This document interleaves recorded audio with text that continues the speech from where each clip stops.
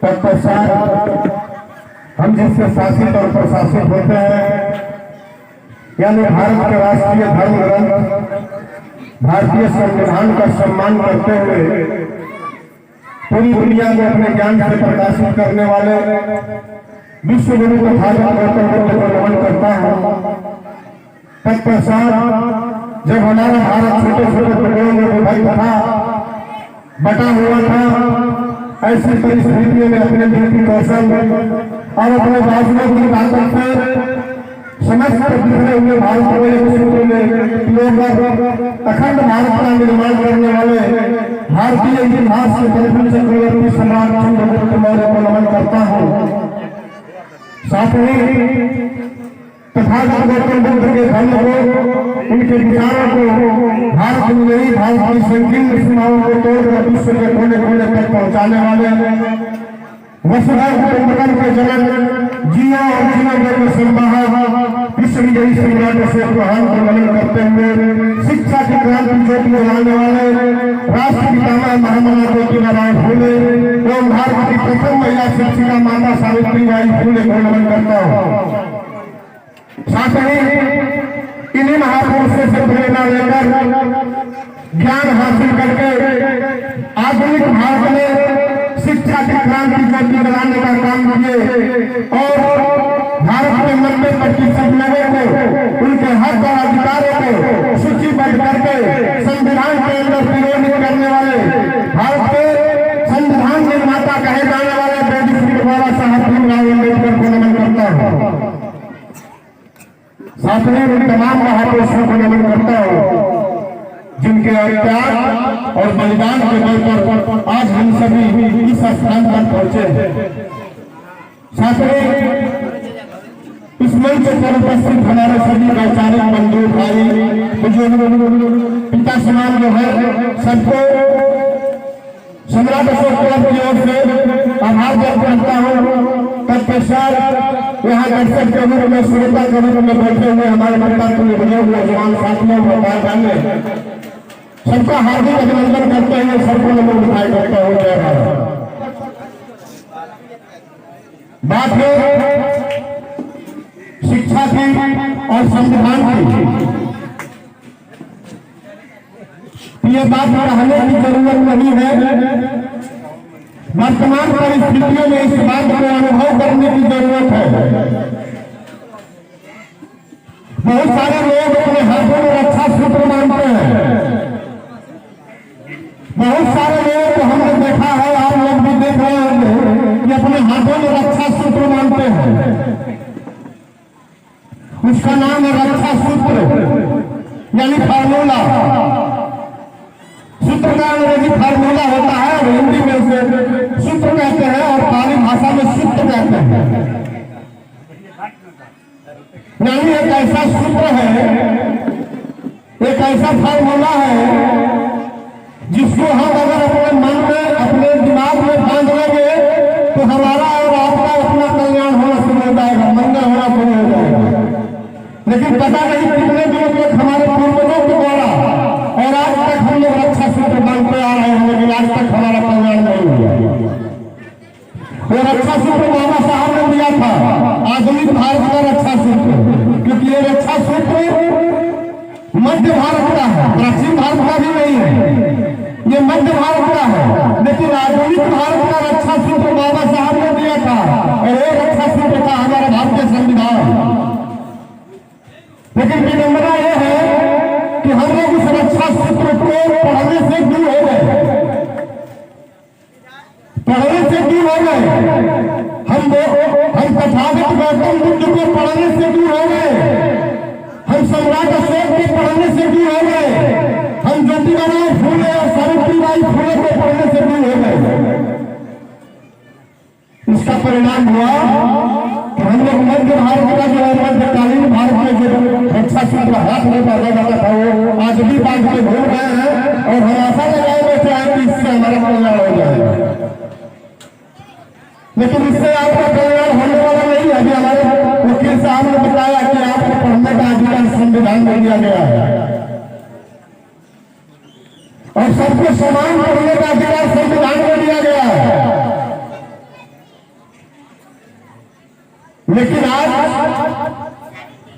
संविधान के अनुसार हमारे देश के रहनुमा चलने के बजाय संविधान को ही अपने अनुसार चलाना शुरू कर दिया।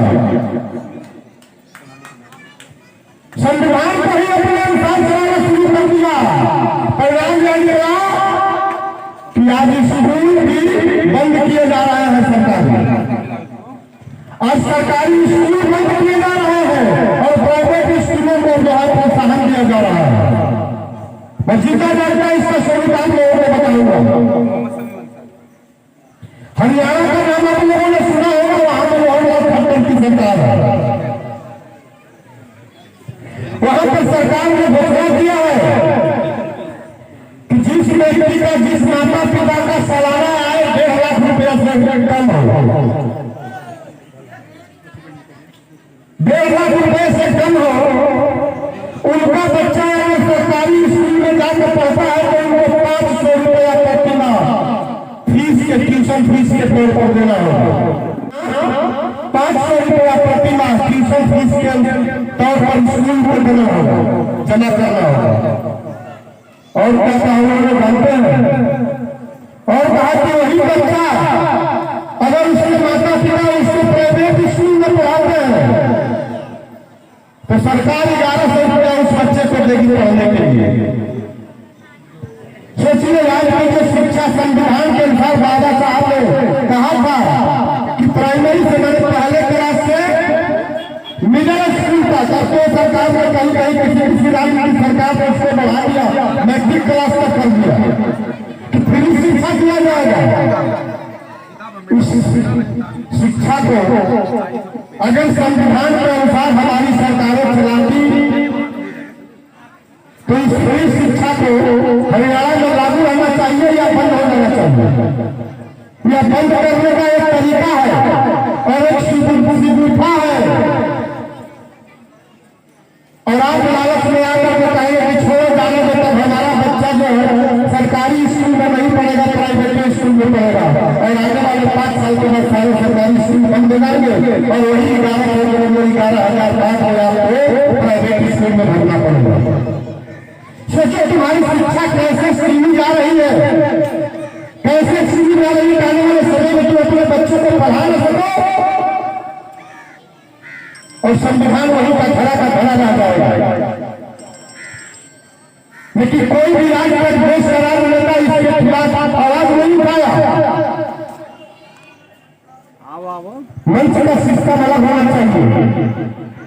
आपने बुलाया था जनप्रतिनिधि को, जनप्रतिनिधि का काम था, समय था जिस दिन उनको सुनाना था, उस दिन उन्होंने आपको सुनाया, वोट दिया, जनप्रतिनिधि बन गए। लेकिन आज तो उनको सुनना था, आज तो उनको जनता की आवाज सुननी थी और जनता की समस्याओं का समाधान करना था। लेकिन आज जनप्रतिनिधि को हम बना के भेजते हैं, बनने के बाद जनता में आकर के अपनी बात सुनाते हैं और जनता की बात जब सुनने की होती है तो हमको बड़ा जरूरी काम है, हमको जाना है, काज करना है। तो साथियों, मैं बहुत कुछ नहीं कहूँगा। यह देश संविधान के अनुसार तो चल रहा है सिर्फ दिखावे के लिए, क्योंकि आज के इस देश में अनेक धर्म संप्रदाय के लोग रहते हैं, अनेक धर्म को मानने वाले लोग रहते हैं, विभिन्न विचारों को मानने वाले लोग रहते हैं, लेकिन सबको एक सूत्र में बांध कर रखने की ताकत और सम्मान पूर्वक जिंदगी जीने का अधिकार देने वाला अगर कोई है तो गीता और कुरान नहीं है, वो बाइबल नहीं है। अगर कोई है तो भारत का संविधान है। मानता हूं कि गीता हिंदुओं को अखंड रख सकती है, हिंदुओं को एक रख सकती है, लेकिन मुसलमानों को नहीं रख सकती। माना कि कुरान मुसलमानों को अखंड रख सकती है, एक गीत रख सकती है, लेकिन हिंदुओं को नहीं रख सकती। बाइबल ईसाइयों को एक गीत रख सकती है, लेकिन सिखों को नहीं रख सकती। लेकिन ये कुरान और बाइबल पढ़ने वाले लोग जब आपस में लड़ते हैं तो उनके झगड़े का निपटारा कौन करता है? न गीता करती है, न कुरान करता है, न बाइबल करती है। करने का ताकत अगर किसी भी ग्रंथ में है तो वह ग्रंथ है भारतीय संविधान में ताकत है कि सबको एक साथ रख सकता है। इसलिए मैं मानता हूँ कि गीता पढ़ोगे तो भगवान मिलेगा, लेकिन अल्लाह नहीं मिलेगा। भगवान मिलेगा लेकिन अल्लाह नहीं मिलेगा। कुरान पढ़ोगे तो अल्लाह मिलेगा लेकिन भगवान नहीं मिलेगा। लेकिन मैं दावे के साथ कहता हूँ भारत के संविधान को दिल से उतार लो, इसमें अल्लाह भी मिलेगा, भगवान भी मिलेगा। अल्लाह भी मिलेगा, भगवान भी मिलेगा। इसलिए अगर कोई व्यक्ति अगर भारतीय संविधान को पढ़ लिया उसको न गीता पढ़ने की जरूरत है, न कुरान पढ़ने की जरूरत है। क्योंकि न तो हिंदू बनेगा न मुसलमान बनेगा, क्योंकि संविधान पढ़ने वाला व्यक्ति सिर्फ और सिर्फ क्या बनेगा? भारतीय बनेगा। क्या बनेगा? भारतीय बनेगा और गर्व से कहेगा हम भारतीय हैं। क्योंकि अगर गर्व से कहोगे हम हिंदू हैं तो संप्रदाय खड़ा होगा। गर्व से कहोगे हम मुसलमान हैं तो संप्रदाय खड़ा होगा। और दो संप्रदाय जहां खड़ा होते हैं वहां झगड़े और फसाद होते हैं, मानवता नहीं बनती, आपसी प्रेम भाईचारा नहीं पनपती। तो अगर आपसी प्रेम भाईचारा बंधुत्व अपने अंदर पैदा करना है और लोगों के अंदर पैदा करना है तो लोगों को प्रोत्साहित करो शिक्षा के माध्यम से, ज्ञान के माध्यम से, मंचों के माध्यम से। तो क्या पढ़ना है? भारतीय संविधान पढ़ना है। भारतीय संविधान पढ़ना है। अगर हम सिर्फ जयपुर कहते रह जाएंगे आने वाले समय में बुद्ध फिर मिट जाएंगे। जय सम्राट अशोक कहते रह जाएंगे आने वाले समय में फिर सम्राट अशोक मिट जाएंगे। उसी तरह अगर हम जय भीम कहते रह जाएंगे तो आने वाले समय में भीम को भी निकाल दिया जाएगा।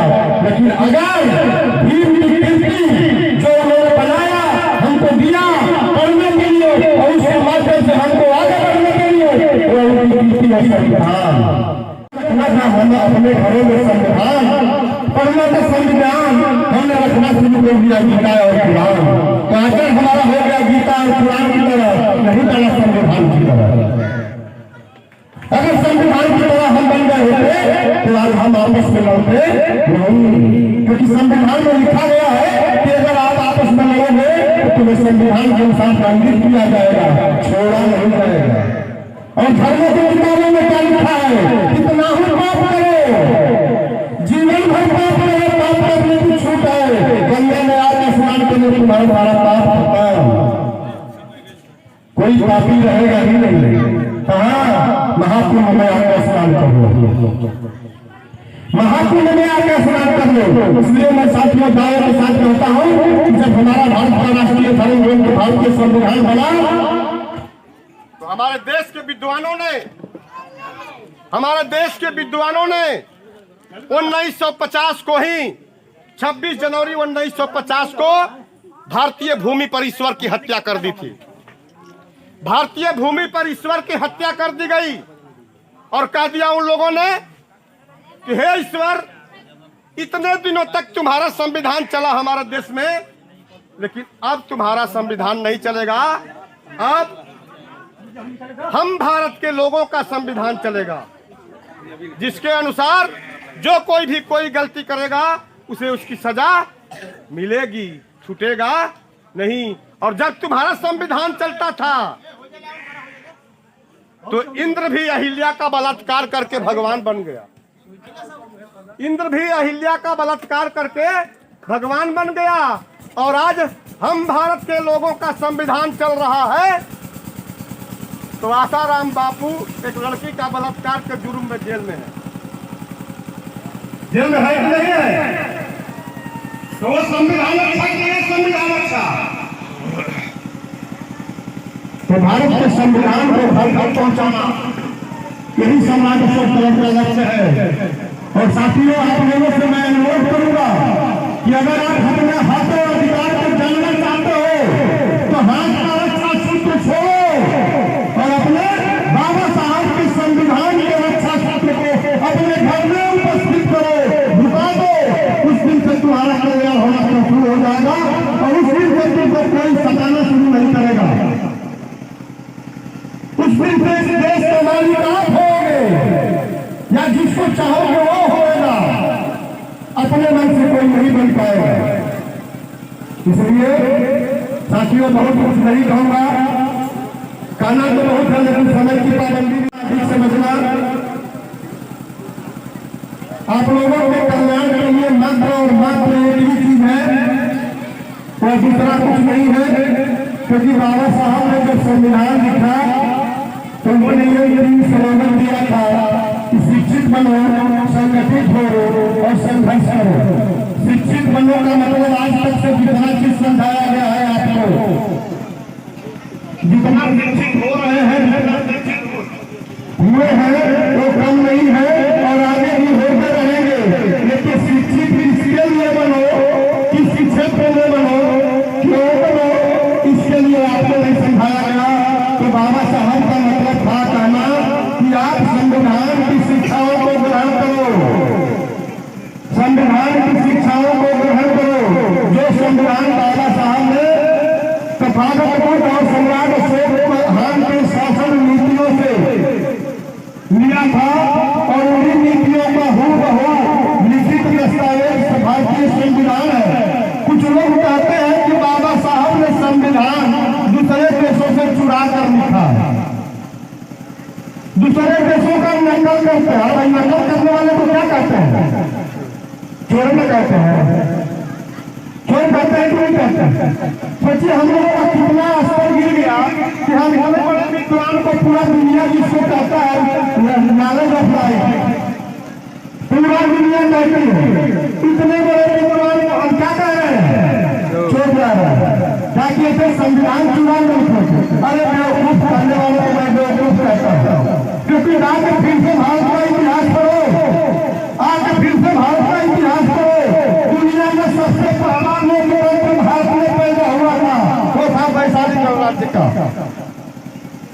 दुनिया का पहला लोकतंत्र भारत में पैदा हुआ था, बनाया गया था, वो था वैशाली का। सोचिए, विश्व में जब पहला लोकतंत्र पैदा हुआ, दुनिया के लोगों ने यहाँ से नकल किया कि बाबा साहब ने दुनिया से नकल किया।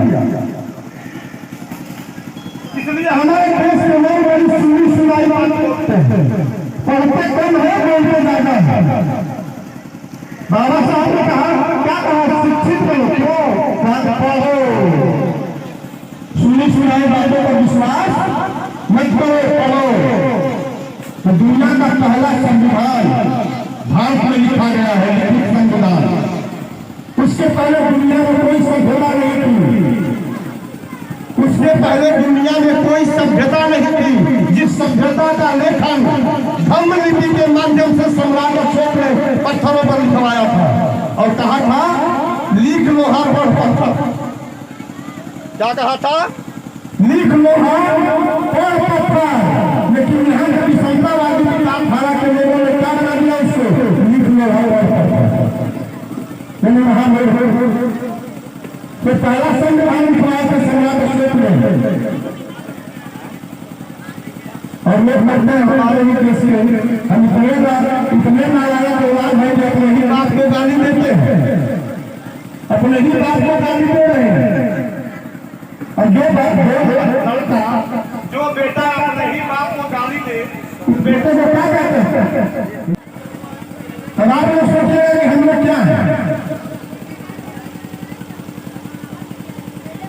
कितना मेहनत करके बाबा साहब ने उनके साथियों ने संविधान को बनाया, यही दिन देखने के लिए कि आने वाले 70 सालों के बाद हमारे बेटे जो पैदा होंगे वो हमको कहेंगे क्यों? कह देता हूँ आज एक बार, यही बात मैं कहते समाप्त करूंगा। आज जितने ये महापुरुषों की तस्वीर लगी है, ये हमारे पूर्वज हैं, हमारे पूर्वज हैं। और कहा गया है कि जो समाज अपने पूर्वजों का और अपने महापुरुषों का सम्मान